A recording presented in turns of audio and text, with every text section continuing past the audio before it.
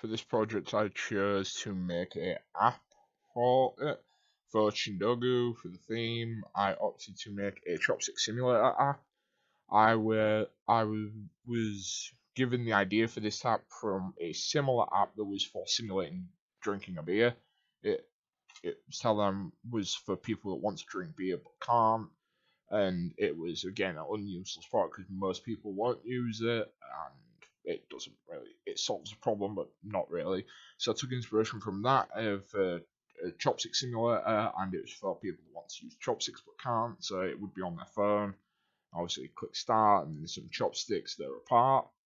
And it says click to use. Again, very simple interface.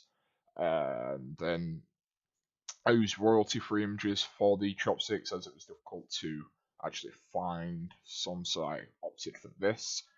And then obviously they're apart. You click to use, it moves for them to be close. I am aware that they are not the same image, and unfortunately, it seems to be slightly off-centered, but I don't think that's an issue because it shows some movement with it. And click to eat again, and then it opens up.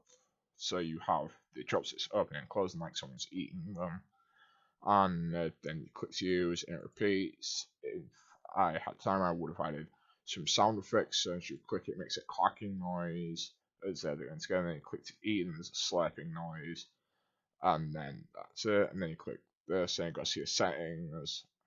It's not unlike the others. This isn't interactive, but it shows what would likely be on the screen if this was developed into a further app.